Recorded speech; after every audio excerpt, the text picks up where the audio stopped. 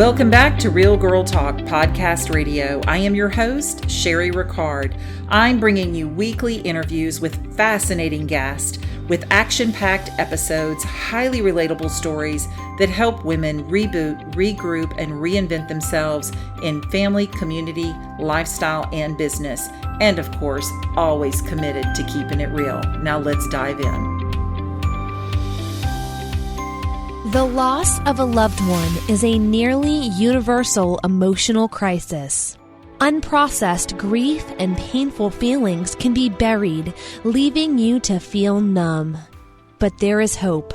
Certified grief counselor, RN, and author Sherry Ricard shares her story of how to cope in her first book, Wake Up Call, A Mother's Grief Journey, after the loss of her 17-year-old son. This book, along with Sherry's other books, are available on Amazon as well as on sherryricard.com.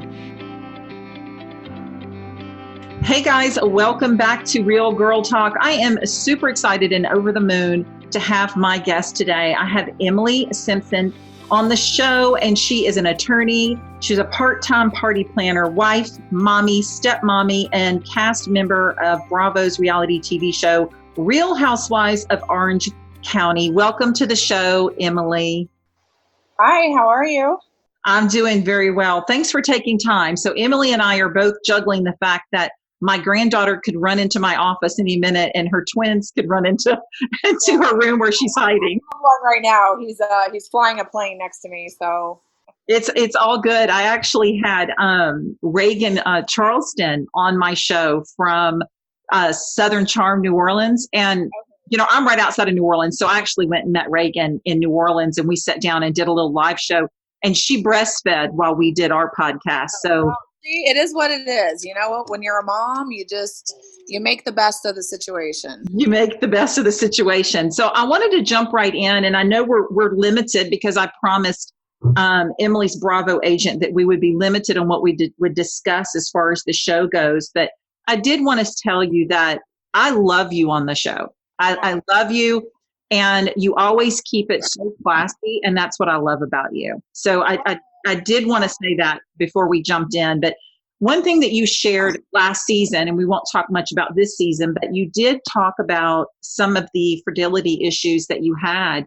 and also the loss of a baby. And, you know, you and I had actually communicated last year, and that's something that we share. I lost my son when he was 17 years old in a car accident. And so, you know, it varies, and everybody deals with grief differently, but I wanted you to kind of share a little bit for those that are listening that have been through that, how you deal with any loss, not just necessarily the loss of the children that you lost, but how you deal with grief, because we all deal with it differently. You know, when I think back to that time, it was undoubtedly the darkest period of my life. And I feel like as we go through life, we have really, really high points in life, and we have really, really low points. And what makes us human and what connects us to other people and other women is sharing when we're going through both. And, you know, it was really hard for me when I lost the twins. I felt like I was in a very dark place, and I saw no light. It wasn't like anyone was saying, "Oh, don't worry, you'll have kids someday," or it was just this very, I mean, I said it was dark, but it was the unknown. It was, am I ever going to be able to have children? I lost twins, but then I also lost a future too, because I didn't know if there would ever be any future children. So it was traumatic all around. You're mourning the loss of the twins that you were carrying, but I was also mourning the loss of there ever being any children in the future. So the only thing that really got me through it was time, because I know it sounds very cliche, but that old rule that my grandmother would always say, that time heals all wounds, it really was time. But it was also, I had to do a lot of self-care kind of things to take care of myself. And that's when this probably sounds ridiculous, but I actually took the Utah bar exam, because my mind was so full of why me, Am I ever going to have children? Am I ever going to be a mom? And I was so inundated on a daily basis with all these negative thoughts. It's debilitating. It's very difficult to get up, to get dressed, to be a human, to function. So I really decided to take the bar exam because it gave me an outlet. It gave me a reason to think about other things. It gave me a reason to get up, get dressed, go to a library. There was an end goal I wanted to pass. I also went to therapy. I felt like it was important for me to sit down and talk to someone. And that's really, and I You read know, a lot. I can totally relate to what you're saying because I actually went through 4 therapists and I didn't like any of them until I actually found one that I liked. And a lot of people know me from the show that from my podcast show, they know that after Bryant passed away, one thing that I did is I started getting a lot of speaking invitations, and being able to go and speak about grief and speak about my son was one thing from experience, but I have the healthcare background and I didn't have the education to speak on grief. I had the experience. So I did go back online and I went to an online school just for healthcare professionals and got certified in grief just so I could speak from an educational standpoint and not just from a standpoint of experience. And so I can totally relate when you're talking about going and doing the therapy, because I preach all the time that it is so important to spend time with a therapist that understands what you're going through, not necessarily somebody that just has the education, but also has the grief experience background of what you're going through. But you did go on and have, not that it replaced the children you lost, because that was one of my pet peeves is, I have 3 children. And I tell people I have two children alive, and I have one that lives in heaven with God, that I will always be a mother of 3 because he is my child. And when I sit in my office, my studio, he sits across from me and he watches me do my show. And so it inspires me to do what I do. But I know that you went on to have children, but you had children in a way that was so amazing to me when I found out how you actually brought your children into this world. Your sister stepped up and did this for you. So let's talk about that, what that could possibly mean for your sister to do that for you. It really was an amazing thing because not only were my sister and I close prior to that, but just the fact that she carried all 3 of my children, it just makes us even more connected. I lost the twins right before Thanksgiving, so I had lost them. And then my sister and her family actually came out and stayed with me and Shane and celebrated Thanksgiving with us. But I think I had lost them maybe a week and a half prior to Thanksgiving. So I was pretty raw emotionally, trying to go through the motions, trying to, have a Thanksgiving and be around family. And I remember my sister and I were in the kitchen and I was talking about the experience. I was talking about losing them. I was talking about what I was going to do. My sister got very emotional and she said to me, please don't do it again. Because not only when I lost the twins, I mean, I also had physical problems with it too. I had to stay the night in the hospital. I had to have a blood transfusion. I had to have an emergency DNC. So there were health complications that went along with the emotional. So my sister became very concerned, not only psychologically for me, but she was very concerned about just the fact that she didn't think physically I could do it again. So she just said, please don't try again. Like, don't do in vitro again. Like, I'll do it. I'll have a child for you. I'll do it. February, we were already talking to my fertility doctor. He was already reaching out to her. There was a lot. I mean, I had no idea what goes into, having a child by a surrogate. Right. No idea. I would have no idea where to start with that.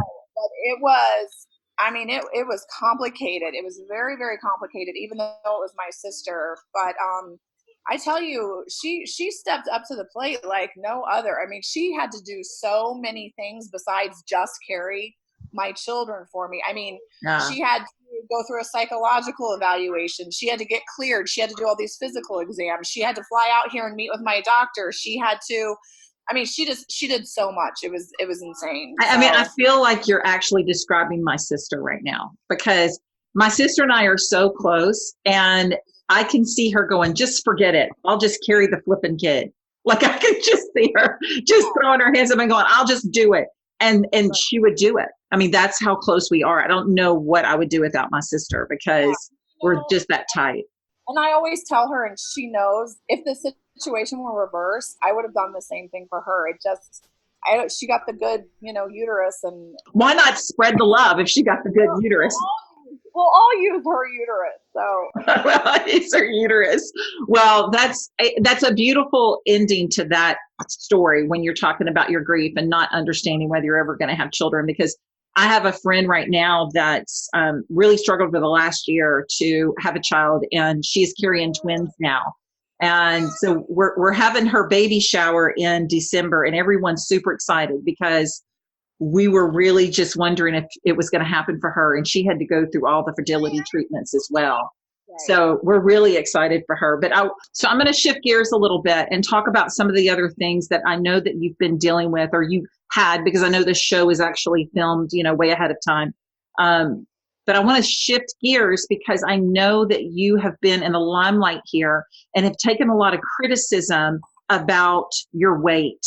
And the reason why I'm bringing that up is because I struggle with the same issues.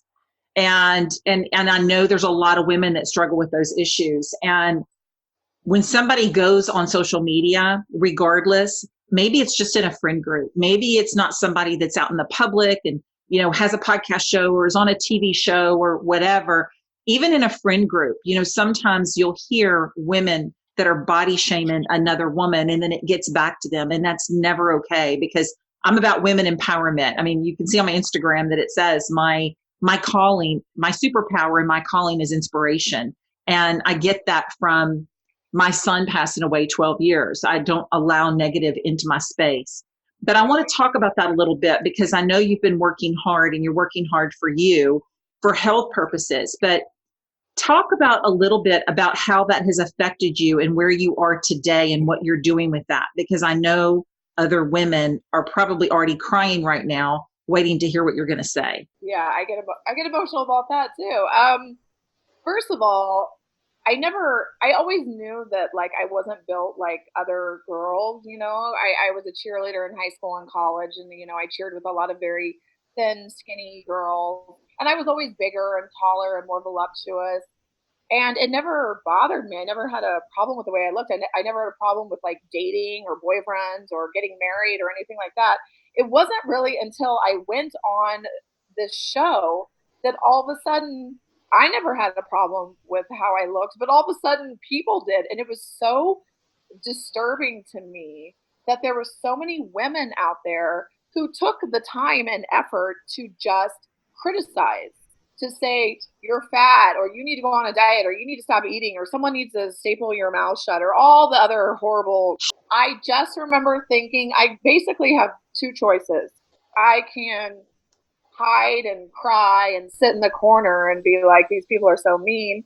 Or I can rise up and I can speak about it and I can talk about how it's completely out of line and that we shouldn't be judging other women by their appearance and that we're all built differently. And that doesn't mean just because I don't weigh 120 pounds, it doesn't mean that there's something wrong with me or that I'm not sexy or I can't be beautiful or my husband doesn't find me attractive or I should walk around with my, ashamed of the way I look. It was just ridiculous. So I was sick of it. So I know if you follow me on Instagram, you'll see a lot of times I try to post things about how important it is to love yourself, to take care of yourself. We all can't be supermodels. If we all were, how freaking boring would that be? I mean, I just feel like it's very important for every woman to embrace her own identity and her own body type. And I just think it's important for you to be healthy for your body type and to dress for your body type and to walk around with your head held high.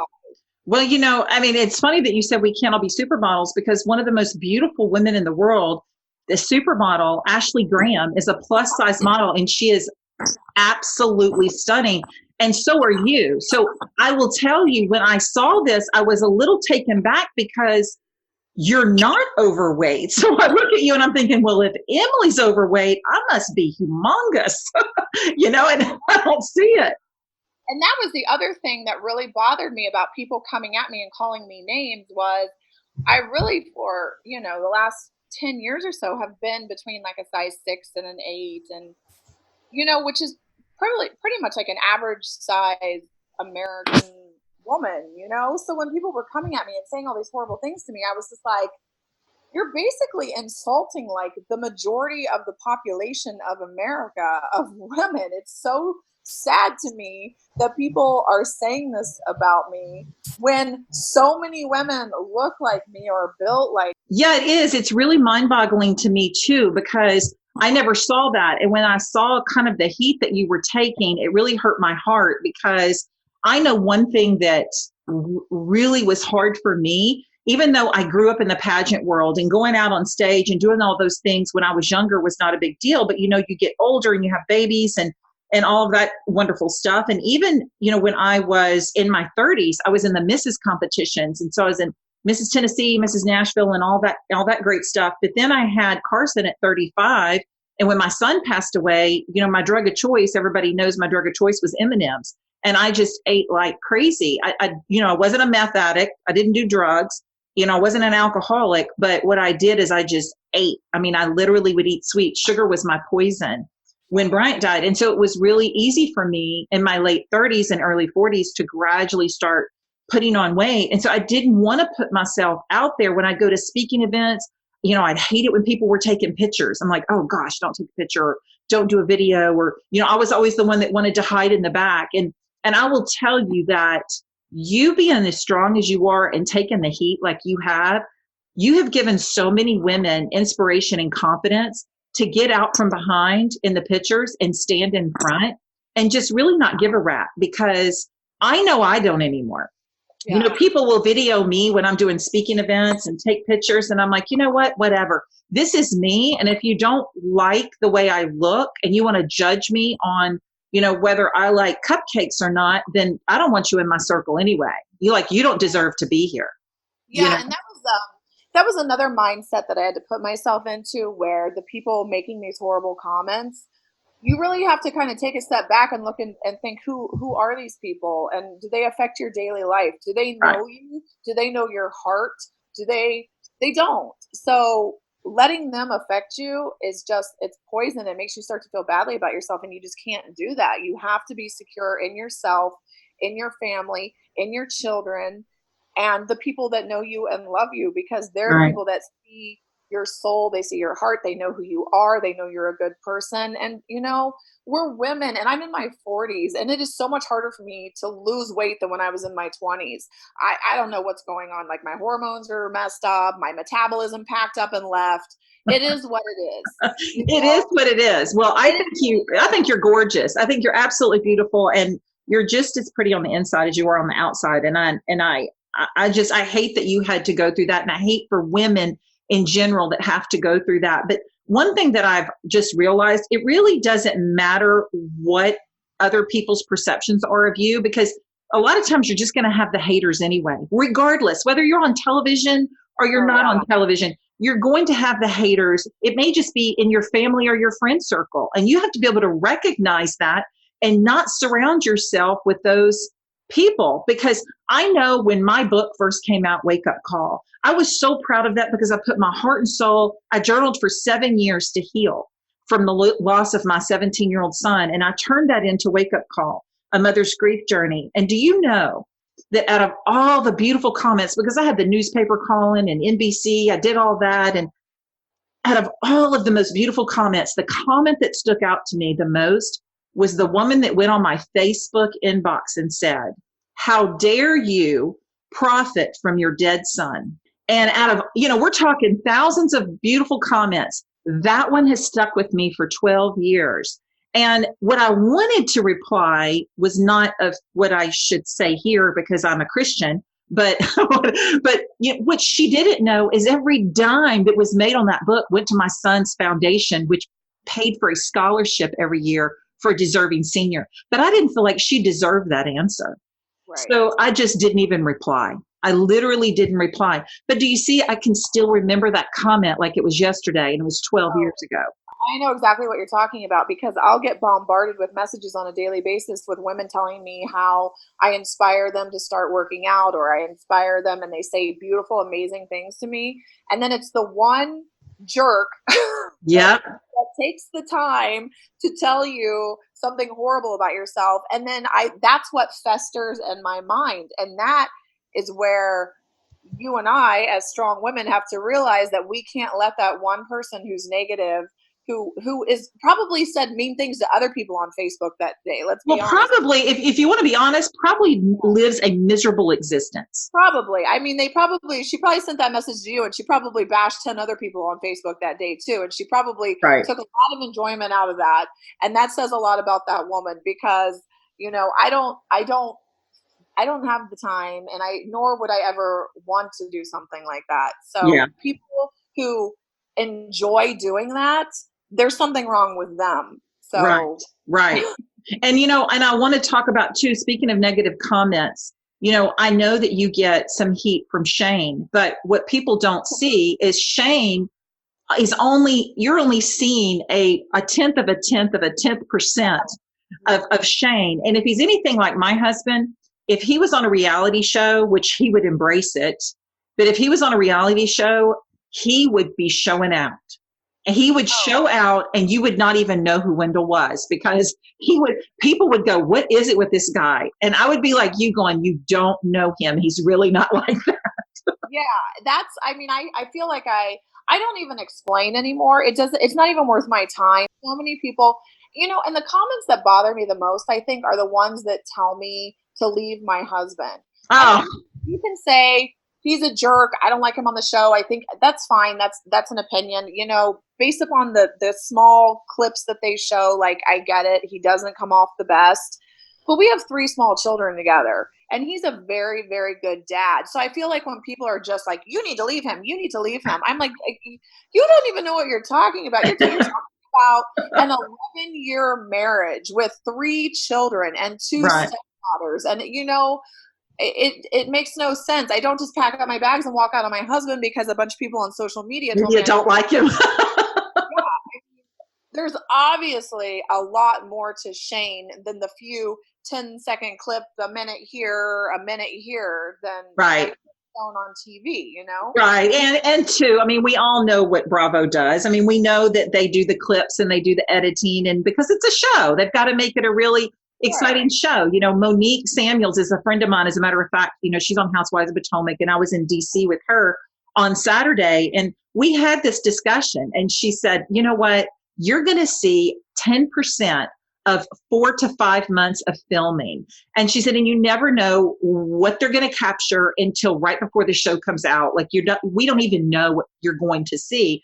And I can just imagine them taking those few clips of Shane and putting it together and it just looking like he's a total jerk. Well, I mean, he can be, but I do.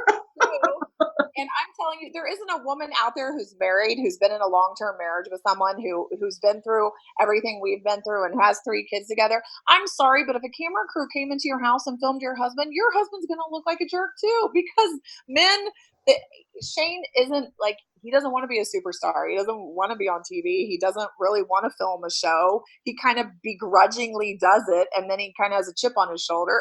It is what it is. So That's okay. That's all right. More power to Shane. More power to Shane. I like Shane.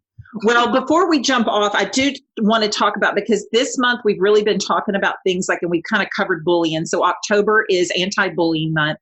And we talked about that because you face some of that bullying on social media. But another thing that I've been covering is blended families. So the show that aired this past week was a show with my daughter, Christina, and her husband's ex-wife, believe it or not. And they did a show on blended families because they are actually best friends. They didn't know each other before. So it's not like my daughter went and stole her husband. They actually met when he decided to introduce the children to Christina. And over the last several years, 7 years, I think they are now, I've lost track, they have blended their families beautifully, and they came on the show and they talked about it. So I want to kind of get your viewpoint before we go off about how you have blended your family successfully. Well, I don't know if it's successful. It's actually it's been difficult. There's a lot of, you could do a whole nother show just on like what we've been through. But I think it's great that your daughter was able to do that, because I think that's the most important thing. If the families can get together, then that's the best thing for the children. And it's always about what's best for the children. Right. They don't feel awkward at a birthday party. They don't want to feel torn between their mom or their dad. They don't want to, not feel like their mom can't be there because their dad's going to be there, or their dad's new wife. So, I commend your daughter and, her, I don't even know what that relationship is. Well, it's her husband's ex, but they're actually BFFs. And, she has other friends, but, her and Ashley, and they said it on the show, that one thing that they decided to do is truly put the kids first. You know how many times you'll hear it? Oh, we got to put the kids first. But a lot of times the spouse's ex doesn't always put the kids first. And it makes it really difficult. And my daughter made a point of, she said, if she could give one tip, and the tip that she gave, I thought was beautiful, because she had to grow up with her dad and I being divorced. We separated when she was 11, 12 years old. And so she had to grow up with a dad and a stepdad, which my husband, we've been married 20 years. He's been in her life since she was 11 years old. But the big tip that she gave was never allow the children to feel like they can't love the other parent and express that of the parent that's not in the home. And I thought that was a beautiful tip. Yeah, and you know what? That's very important. And I will tell you, in our home, it's very much like that. My husband, I will call him a jerk when he deserves it, but I will also give him credit when it's due. And I tell you, he is very, very good about always encouraging his girls with his first wife to have a good relationship with their mom, to talk about what they did with their mom, to talk about where they went.